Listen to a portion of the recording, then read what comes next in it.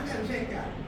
या तो हम कुछ सुनते हैं, या हम कुछ छूते हैं, या हम कुछ देखते हैं, या हम कुछ सूंघते हैं, शब्द स्पर्श रूप, या हम कुछ चखते हैं। तो ये हमारे ज्ञान के विषय बनते हैं, क्योंकि यही हमारे पास ज्ञानेंद्रियां हैं। हमारे पास 5 ज्ञानेंद्रियां हैं और 5 कर्मेंद्रियां हैं, और एक हमारे पास उभयेंद्रिय है, जिसको हम ज्ञानेंद्रिय भी कहते हैं और कर्मेंद्रिय भी कहते हैं। वो होता है मन। मन जब तक नहीं है तब तक किसी ज्ञानेंद्रिय से और किसी कर्मेंद्रिय से उसके विषयों का अनुभव नहीं किया जा सकता।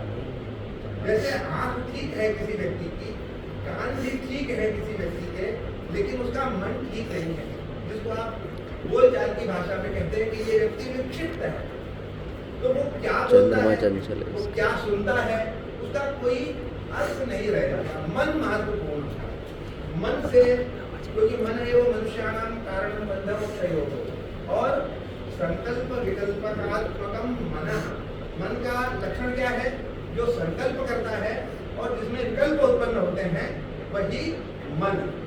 इसीलिए हमारे यहाँ वैदिक स्तुतियों में तन्मे मनः शिव संकल्पमस्तु ऐसी प्रार्थना की गई है कि मन का तो विषय है संकल्प, तो वह हमारा मन शिव संकल्प वाला हो, मंगलमय संकल्प वाला हो।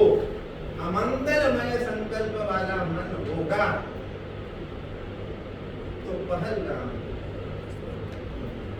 क्योंकि मन में संकल्प तो है लेकिन शिव संकल्प नहीं है, अशिव का संकल्प है, अमंगल का संकल्प लेकर के तो चले हैं, हमें ये करना है। मन में संकल्प किया है परंतु मन में अशिव का।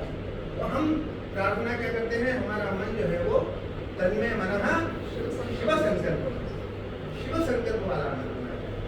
तो ये शिव संकल्प वाला जो मन है, यही हमको प्रवृत्त कर रहा है कि हम पांडुलिपियों के अध्ययन की ओर प्रवृत्त हो। ये एक आपका शिव संकल्प, मंगलकारी या मंगलमय संकल्प। अब थोड़ी सी चर्चा यह है कि विषय, तो मैंने कहा कि विषय तो बहुत व्यापक हो गया। अब जो पांडुलिपियों के साथ विषय की चर्चा है, तो वो विषय क्या है? इसका मतलब ये है कि आपने अध्ययन के विषयों को इससे जोड़ा।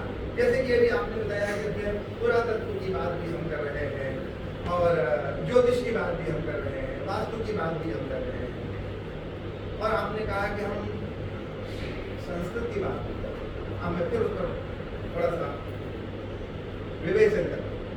संस्कृत क्या है?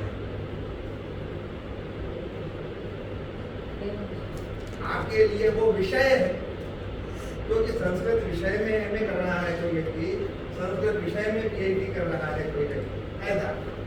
लेकिन मूलतः यदि देखा जाए तो संस्कृत एक भाषा है, और भारतीय संदर्भों में कोई सा भी जो ज्ञान का विषय है, अध्ययन का विषय, अब हम यूं कहें कि अध्ययन का विषय, उसका मूल किस भाषा में था? वो संस्कृत में। क्योंकि हमारी भाषा संस्कृत थी सबसे पहले। तो यदि किसी व्यक्ति को भूगोल पढ़ना था तो भी संस्कृत में पढ़ रहा था, रसायन पढ़ना था तो भी संस्कृत में पढ़ रहा था, काव्य पढ़ना था तो भी संस्कृत में पढ़ रहा था, वास्तुशास्त्र हो, ज्योतिष हो, पुराण हो, वेद तो है ही।